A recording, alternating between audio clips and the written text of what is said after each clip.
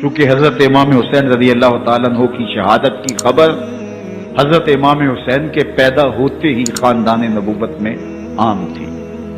حضور علیہ الصلوۃ والسلام کو یہ بات جبریل امین نے آ کے بتائی تھی جب حسین ابن علی کے ساتھ حضور محبت کا اظہار کر رہے تھے، تو یہ جبریل امین نے آ کے کہا تھا حضور آپ کا یہ بیٹا عرض تف میں شہید کر دیا جائے گا، اور کربلا کی مٹی لا کے حضور کو دی اور ام سلمہ کو حضور نے عطا کر دی۔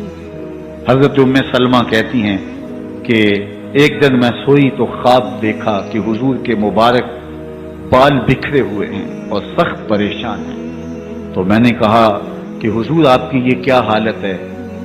وَبِيَدِهِ قَارُورَةٌ، اور حضور کے ہاتھ میں ایک شیشی ہے، فیہا دمن، جس کے اندر خون ہے۔ تو میں نے کہا حضور یہ کیا؟ فرمایا میں قتل گاہ حسین سے آ رہا ہوں اور یہ حسین ابن علی کا خون ہے۔ تو کہا 10 محرم کا دن تھا، دوپہر کا یہ منظر تھا، میں کیلولہ کر کے اٹھی، جب میں نے دیکھا تو وہ شیشی جس میں کربلا کی مٹی رکھی تھی وہ خون بن چکی تھی۔ تو یہ خبر پہلے دی گئی تھی، یہ بتا دیا گیا تھا۔ فرمایا میرے دوستو جو تم مجھے بتاتے ہو میں اس سے بے خبر نہیں ہوں، یہ سب کچھ ہونے والا ہے، لیکن اس کے باوجود میں کیوں جا رہا ہوں؟ تو آپ کا ایک تاریخ ساز جملہ ہے جو کربلا کے فلسفے کو ہمارے سامنے رکھتا ہے کہ یہ اتنا بڑا امتحان کیوں دیا۔ حضرت امام حسین رضی اللہ تعالیٰ عنہ نے فرمایا وَلَكُمْ فِيَّ أُسْوَةٌ، میں اس لیے جا رہا ہوں قیامت تک ظلم، جبر اور ناانصافی کے خلاف کھڑے ہونے والوں کے لیے کوئی نمونہ تو ہو۔ میری زندگی قیامت تک ظلم، جبر اور استحصالی نظام کے خلاف کھڑے ہونے والوں کے لیے نمونہ ہے۔ تو حضرت امام حسین رضی اللہ تعالیٰ عنہ نے حق اور باطل کے درمیان ایک سرخ لکیر کھینچ دی اپنے خون سے۔ اب حق اور باطل کا امتیاز کرنا مشکل نہیں ہے، کوئی باطل پہ اڑا رہے تو الگ بات ہے، لیکن امتیاز کرنا مشکل نہیں ہے۔ حدود بالکل واضح کر دیں۔ اقبال نے یہاں کتنی خوبصورتی کے ساتھ اس مضمون کو نبھایا۔ سرخ رو عشق غیور از خون او، شوخی ای مصرع از مضمون او، تا قیامت قطع استبداد کر، موج خون او چمن ایجاد کر۔ ایک جہاں آباد کر دیا، حق اور باطل کی راہیں اجال دی۔ اب لوگوں کو یزید کا چہرہ پہچاننے میں دیر نہیں لگتی، وقت کے ہر یزید کا چہرہ آسانی سے پہچانا جا سکتا ہے۔ یہ معرفت زمانے کو کروائی کس نے؟ حسین ابن علی نے کروائی رضی اللہ تعالی عنہ۔ تو حضرت امام حسین نے فرمایا کہ جو میرے ساتھ ہونے والا ہے میں اچھی طرح جانتا ہوں، لیکن میں اس کے باوجود آگے بڑھوں گا۔ پھر بڑھے اور کربلا میں جا کے خیمہ زن ہو گئے۔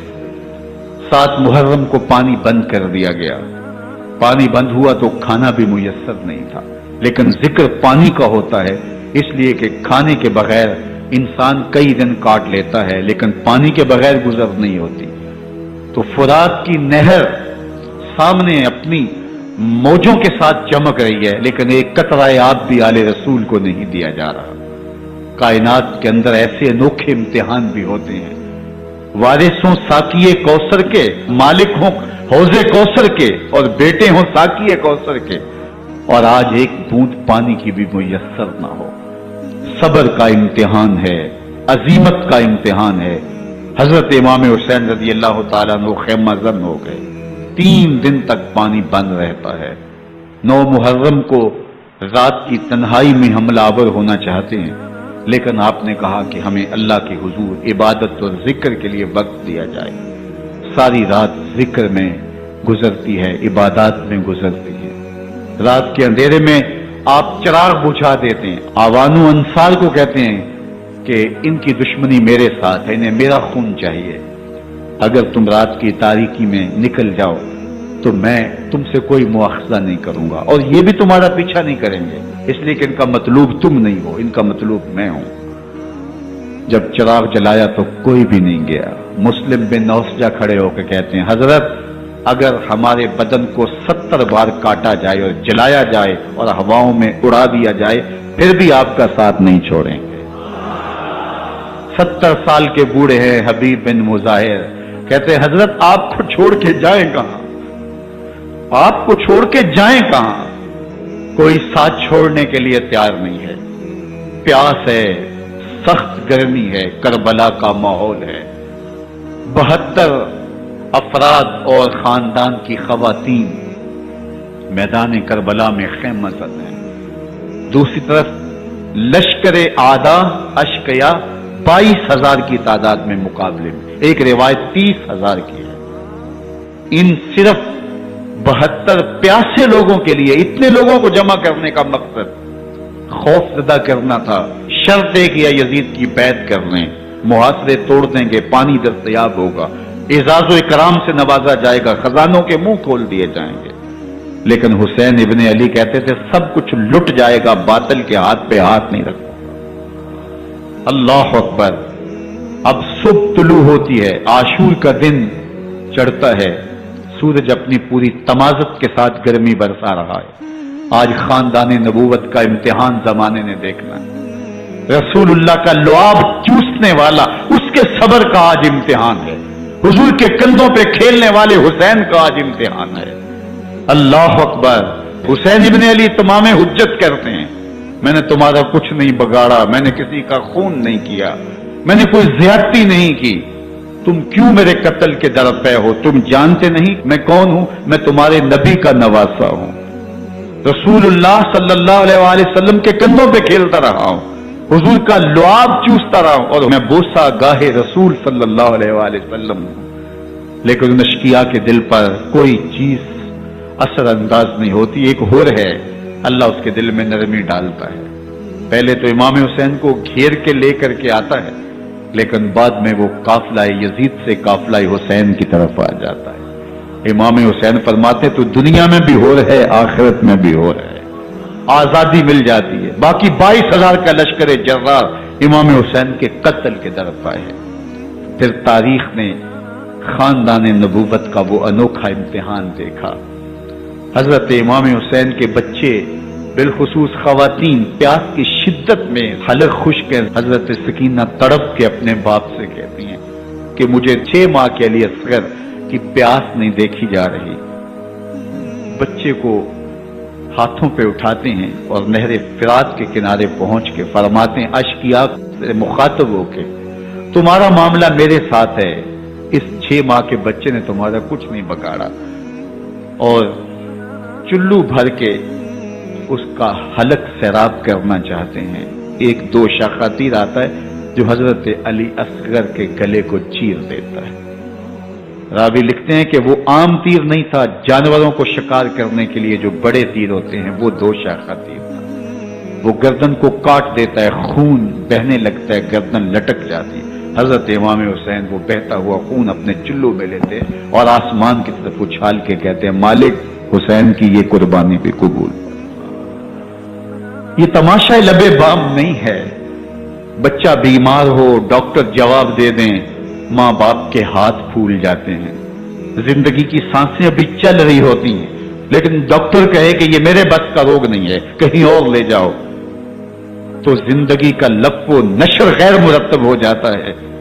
میں سلام پیش نہ کروں حسین ابن علی کو، 6 ماہ کا علی اصغر ہاتھوں میں دم توڑتا ہے، گردن لٹک جاتی ہے، خون بہ رہا ہے، اب خیموں کی طرف بڑھ رہے ہیں، لیکن زبان پہ شکایت نہیں ہے، کہتے ہیں مالک حسین کی یہ قربانی قبول کر لے۔ اب خیموں کی طرف آنا، شہر بانو، ام رباب، سیدہ زینب، حضرت سکینہ سلام اللہ علیہا کا سامنا کوئی آسان کام نہیں تھا، لیکن حسین ابن علی آتے ہیں، شہزادے کو یہاں خیموں کے قریب رکھ کے کہتے ہیں کہ یہ حوض کوثر سے سیراب ہو گیا ہے۔ اللہ اکبر۔ کوہرام مچ جاتا ہے خیموں کے اندر، کیا منظر ہوگا اور ان کو کن الفاظ کے پیرائے میں ڈھال کر کے ان کیفیات کو بیان کیا جا سکتا ہے جو اہل بیت کے خیموں کے اندر علی اصغر کی شہادت کے بعد کا منظر رقم ہو رہا ہوگا۔ اللہ اکبر۔ ادھر اشقیاء آوازیں دے رہے ہیں، مبارزت کے لیے پکار رہے ہیں۔ زمانے نے پھر وہ منظر بھی دیکھا کہ جوان بیٹے کو 18 سال کی کمائی حضرت امام حسین میدان عمل میں بھیج رہے ہیں۔ وہ علی اکبر جو حسین کا نور نظر ہے، آنکھوں کا قرار ہے، دل کی تسکین ہے، اور پھر حضرت علی اکبر جب گھوڑے کی زین سے فرش زمین پہ گرتے ہیں تو باپ کو آواز دیتے ہیں اور حضرت امام حسین جو ہے وہ آگے جا کے بیٹے کی لاش اٹھاتے ہیں.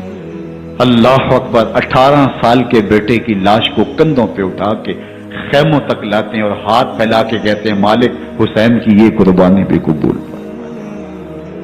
کبھی قاسم بن حسن کی لاش اٹھا کے لاتے ہیں, کبھی اون و محمد کی لاشیں اٹھا کے لاتے ہیں, بتیجوں کی, بھانجوں کی, بھائی عباس کے کٹے ہوئے بازو اور زخموں سے چھدا ہوا لاشا. کیا کیا قیامتیں تھیں جو اس کربلا کے ایک میدان کے اندر نہیں توڑی گئیں. حضرت امام حسین پر دکھ پہ دکھ, تکلیفوں پہ تکلیفیں. اب 71 لاشیں اٹھا کے خیموں تک پہنچا چکے اور ادھر مبارزت کی دعوت دی جا رہی. آؤ میدان عمل میں آؤ, اب دیر کیوں کر رہے ہو. رسول اللہ کا حرم, رسول اللہ کی شہزادیاں جو نازوں میں پلی تھی, وہ کلیاں جو شبنم کا بوجھ بھی گوارا نہیں کر سکتی تھی, آج مصیبتوں کے پہاڑ ٹوٹ گئے.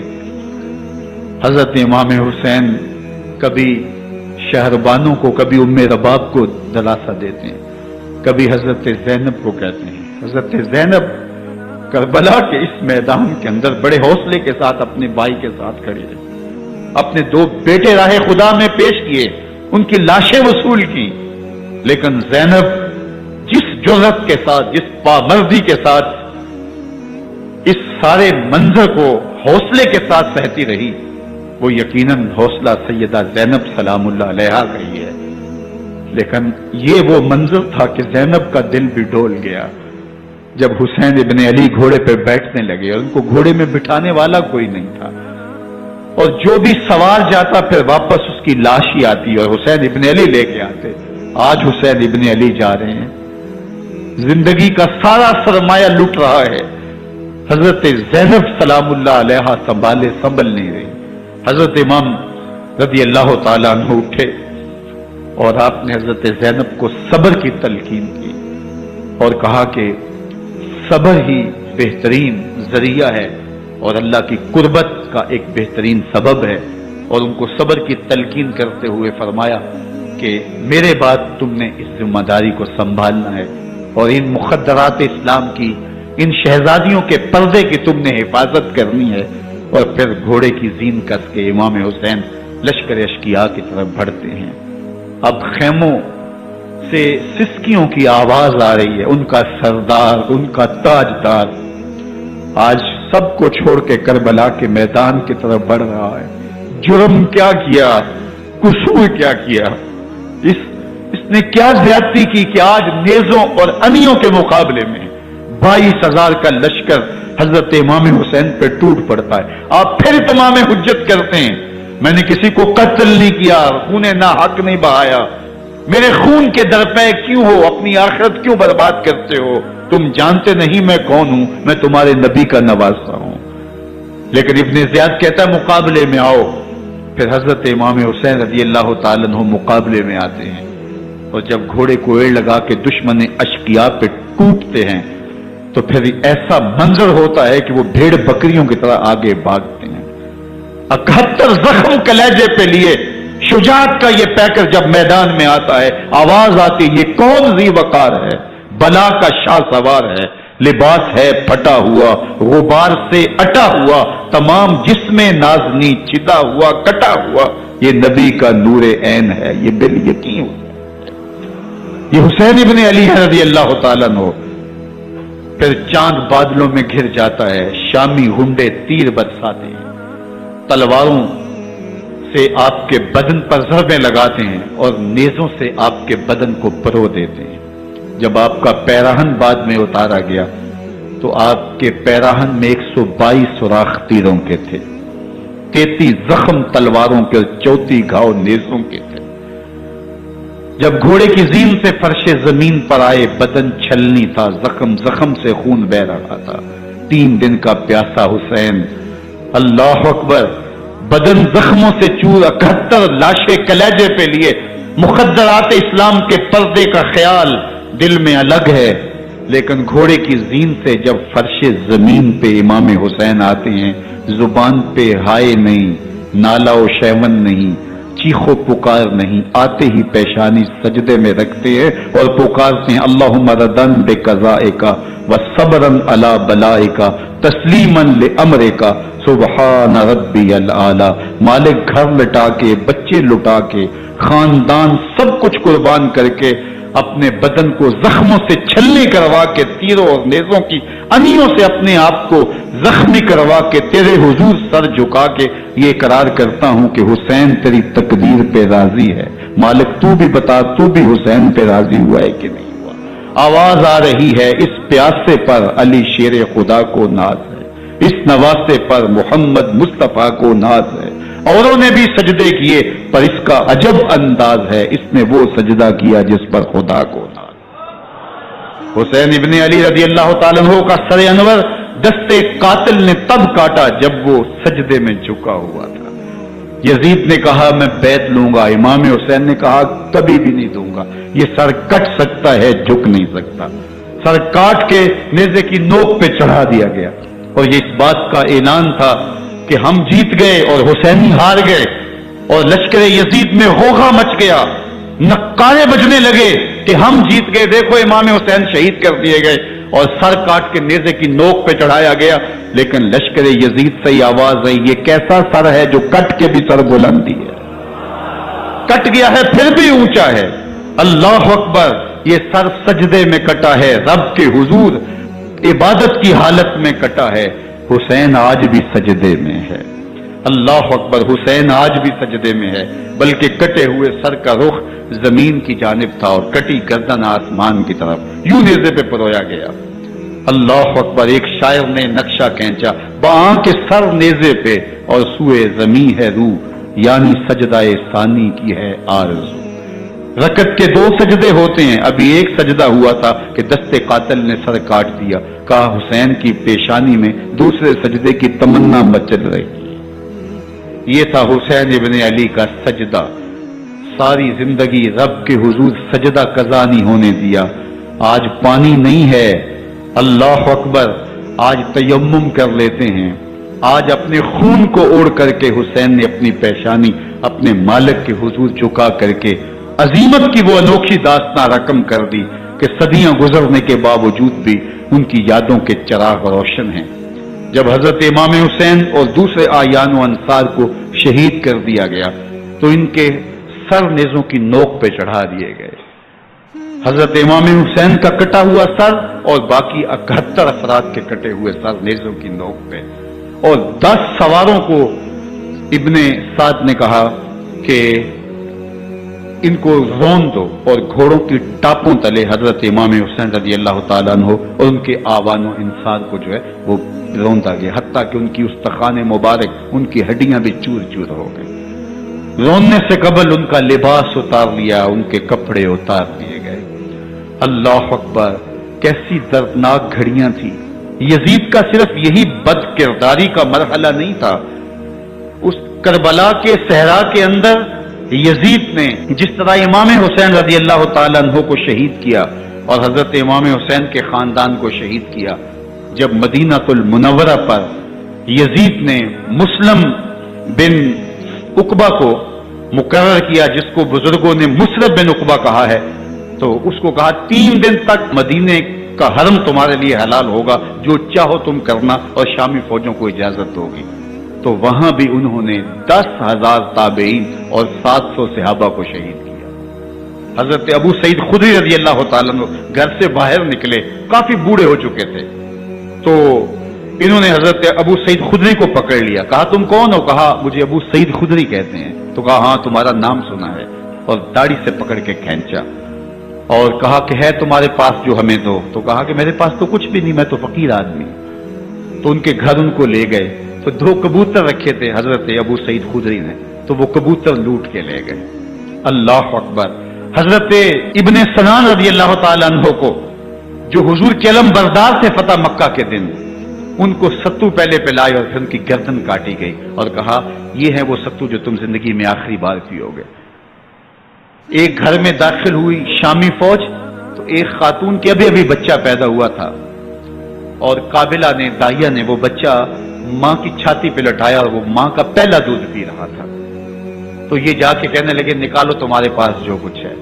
تو اس خاتون نے کہا تم جانتے ہو یہ بچہ کون ہے؟ انہوں نے کہا ہم نہیں جانتے. کہا یہ حضرت ابن ابی کبشہ انماری رضی اللہ تعالیٰ عنہ کا بچہ ہے، اور یہ وہ صحابی ہیں کہ جو بیت الشجرہ کے موقع پہ حضور کے ہاتھ پہ بیعت کرتے ہیں. انہوں نے اس چیز کا لحاظ نہ کیا کہ جو کچھ ہے وہ ہمیں دو ورنہ تیرے بچے کو نہیں چھوڑیں گے. تو ماں بچے سے مخاطب ہو کے کہتی ہے، ابھی بچہ پیدا ہوا ہے اور ماں سے پہلا دودھ پی رہا ہے، کہ بیٹے اگر میرے پاس کچھ ہوتا وہ قیمتی سے قیمتی چیز بھی ہوتی تیری جان کے لیے قربان کرتی، لیکن اس وقت میرے پاس کچھ ہے نہیں.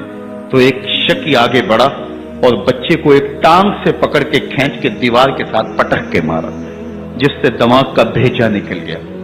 کیا کیا زیادتیاں نہیں کی. 700 صحابہ حرہ کے واقعہ میں شہید کیے یزید نے، اور 10,000 تابعین شہید کیے. مسجد نبوی میں ممبر رسول کے ساتھ گھوڑے باندھے، اور وہ ممبر رسول اور مصلی رسول کے قریب لیڈ کرتے رہے. حضرت سعید بن المسیب فرماتے ہیں میں نابینا تھا اور حضور کے روضہ انور کے پاس بیٹھا تھا، اور یزید کے سپاہی آتے جو بھی مسجد میں نظر آتا پکڑ کے لے جاتے. مجھے نابینا سمجھ کے چھوڑ دیتے، لیکن میں پریشان تھا کہ ظہر کا وقت ہوگا، عصر کا وقت ہوگا، مغرب عشاء کا وقت ہوگا، نہ اذان نہ اقامت نہ جماعت، تو کیسے مجھے پتہ چلے گا کہ نماز کا وقت ہو گیا اور کیسی میری نمازوں کا کیا بنے گا. میں اس فکر میں بیٹھا تھا. لم ازل اسمع الاذان والاقامت من قبل رسول اللہ صلی اللہ علیہ وآلہ وسلم. فرماتے جب بھی پھر نماز کا وقت آیا گنبد خضرا سے اذان کی بھی آواز آئی، اقامت کی بھی آواز. 3 دن تک مسجد نبوی کے اندر گھوڑے بندے رہے اور مدینہ کی حرمت پامال کی. مدینہ کے گھروں کے اندر یہ بدکماش داخل ہوئے اور جو بدکاریاں انہوں نے کی کلیجہ منہ کو آتا ہے. 1002 شیزائیں ان بدکاروں کی بدکاریوں کی وجہ سے کنواری حالت کے اندر حاملہ ہوئی. 3 دن تک مدینے کا حرم انہوں نے پامال کیا، اور پھر مکہ المکرمہ میں کعبۃ اللہ پر گولے برسائے اور کعبہ کا غلاف جل گیا. وہ تو یزید مر گیا اور حضرت عبداللہ ابن زبیر رضی اللہ تعالیٰ عنہ نے اپنی خلافت کا اعلان کیا. یزید کے یہ کرتوت تھے، ادھر اہل مدینہ کو ستایا ادھر اہل مکہ کو ستایا، اور رسول اللہ صلی اللہ علیہ وسلم کے خانوادے کی بے حرمتی اور توہین کی. نہ صرف انہیں قتل کیا گیا، ان کی لاشوں پہ گھوڑے دوڑائے. ابن سعد اور شمر جو ہے وہ خیموں میں داخل ہوا اور مخدرات اسلام چادریں چھیننے کی کوشش کی. حضرت زینب سلام اللہ علیہ نے مخاطب ہو کے کہا ہمارے چہرے کے رکھوالے چلے گئے ہیں، ظالم تو خیال نہیں کرتا ہم رسول اللہ کی بیٹیاں ہیں. حضرت شہربانو، حضرت زین العابدین اور حضرت زینب سلام اللہ علیہ ان تینوں کو ایک اونٹ پہ باندھا گیا، اور باقی اونٹوں پہ باقی سادات کو حضور کی شہزادیوں کو باندھا گیا، رسیوں میں جکڑا گیا اور اونٹوں پہ باندھ کر کے کوفے کی جانب آگے آگے شہیدوں کے سر چل رہے ہیں اور پیچھے یہ قافلہ چل رہا ہے. اور جب یہ قافلہ وہاں سے گزرا جہاں لاشیں پڑی تھی، امام زین العابدین 14 سال کے تھے اور بیمار تھے اور ان کا حوصلہ نہ ہوا، وہاں غشی ان کے اوپر آنے لگی. اور وہ منظر ابن کثیر نے باقی لوگوں سب نے لکھا ہے کہ پھر جب ان کی یہ حالت ہوئی تو پھر سیدہ زینب سلام اللہ علیہ جنہوں نے ابھی تک بڑے حوصلے کے ساتھ ساری مشکلات کا مقابلہ کیا تھا، اب ان کے بندن ٹوٹ گئے اور آنکھوں سے آنسو بہنے لگے، اور سیدہ زینب پہ امام حسین رضی اللہ تعالیٰ عنہ کی لاش پہ کھڑے ہو کے، اور وہ روندی ہوئی لاش، ٹوٹی ہوئی ہڈیاں اور وہ بریکا بدن، کٹا ہوا سر نیزے کی نوک پہ اور لاش یہ پڑی ہے. حضرت سیدہ زینب نے مدینے کی طرف منہ کر کے جو ہے وہ حضور سے فریاد کی، یا محمد آہو، یا محمد آہو، ھذا حسین بالآراء مزمل بالدماء، یا محمد آہو بناتوں کا سبایا. رسول اللہ، اے پیارے آقا، یا جد آہو، اے ہمارے نانا محترم، یہ دیکھیے آپ کا حسین پڑا ہوا ہے. بدن سے کپڑے اتار لیے گئے، خاک ہوائیں اڑا رہی ہیں اور اس کے اوپر چادر جو ہے وہ مٹی کی پڑ گئی ہے. حضور آپ کی اولاد کاٹ دی گئی اور پھر کہا بناتوں کا سبایا. حضور دیکھیے آپ کی بیٹیوں کے ہاتھ باندھ دیے گئے ہیں، اونٹوں پہ کس دیا گیا ہے. सरे शहीदा आगे आगे चल रहे हैं और हजरत सैयदना इमाम हुसैन का आगे आगे सर है। रास्ते के अंदर एक जगह आई, रात गुजरी और इनको उतारा गया। रात का मौका था, एक खातून आई और उसने कोई खाना पेश किया इनको और कहा कि मैं किसी जमाने में हजरत सैयदा फातिमा तो जहरा की नौकरी किया करती थी, उनकी लौंडी थी, उनकी कनीज थी, और आज मुझे पता चला कि आप लोग गुजर रहे हैं, तो मैंने कहा कि मैं अपनी मखदूमा के खानदान की खिदमत करूं। और फिर उसने कहा कि उस वक्त सैयदा की गोद में एक 6-7 माह की बच्ची थी जिसको जैनब कहा करते थे। तो सैयदा जैनब ने कहा कि अम्मा अगर पहचानती हो तो वो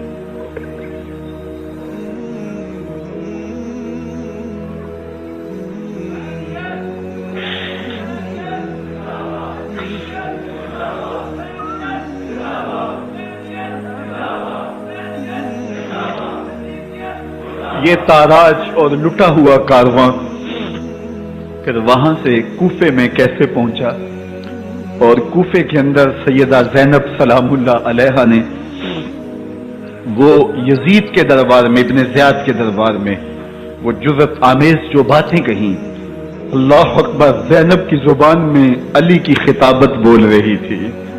और फिर दुश्मन और दोस्त सारे रोने लगे और वो क्या दिल गदास मंजर थे। और फिर ये सरों का काफिला और सादात किराम का मुश्कें कसी हुई हैं और ऊंटों पे बांधे हुए इनको वहां से फिर कादसिया और कादसिया से फिर दिमश्क यजीद के दरबार में पहुंचाया गया। और वहां से ये लुटे हुए खानमा बर्बाद ताराज लोग मदीनातुल मुनव्वरा में कैसे पहुंचे और अहले मदीना ने कैसे इस्तकबाल किया। और वो मंजर कितना दिलगुदार था जब अहले मदीना जैनब से पूछते थे, जैनब हुसैन कहां है?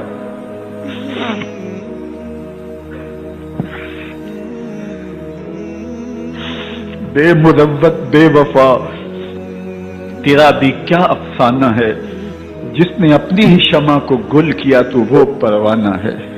अपने पैगंबर के शहजादों को और अपने पैगंबर की शहजादियों को जो दुख इस उम्मत ने दिए, ये कायनात की एक अनोखी दास्तां है। अल्लाह हमें उसवाए शब्बीरी पे अमल की तौफीक अता करे और उनके नकूशे पाक की बरकतें दे। अहले बैत की मोहब्बत हमारी रूहों में जज्ब कर दे और जिस अजीमत के साथ, जिस हौसले के साथ उन्होंने दुखों को झीला, जो दहकती आग के शोलों पे सोया वो हुसैन, जो जवां बेटे की मैयत पर न रोया वो हुसैन, जिसने सब कुछ खो के कुछ न खोया वो हुसैन, मर्तबा इस्लाम का जिसने दोबाला कर दिया, खून ने जिसके दो आलम में उजाला कर दिया, जो कि सोजे गम को सांचे में खुशी के ढाल के मुस्कराया मौत की आंखों में आंखें डाल के।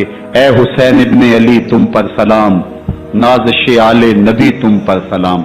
जरा मेरे साथ ये पढ़ लीजिए, ए हुसैन इब्ने अली तुम पर सलाम, नाज़िश आले नबी तुम पर सलाम, तुम पे लाखों रहमतें लाखों सलाम। ए शहीदाने मोहब्बत के इमाम, लाला गू लाला बदन लाला कफन, ए चमन अंदर चमन, जिंदगी ही जिंदगी तेरी हयात, ए हयात अंदर हयात, इफ्तिखारे मिल्लते बैजा है तू, रब्बे काबा की कसम यकता है तू, फख्र का दिल में दरीचा बात करना चाहिए, जिनका तू आका है उनको नाज करना चाहिए। व आखिर दावाना अनिल हम्दुलिल्लाह रब्बिल आलमीन। चूंकि हजरत इमाम हुसैन रज़ी अल्लाह तआला अन्हु की शहादत की खबर हजरत इमाम हुसैन के पैदा होते ही खानदान नबूवत में आम थी। हुजूर अलैहिस्सलातु वस्सलाम को ये बात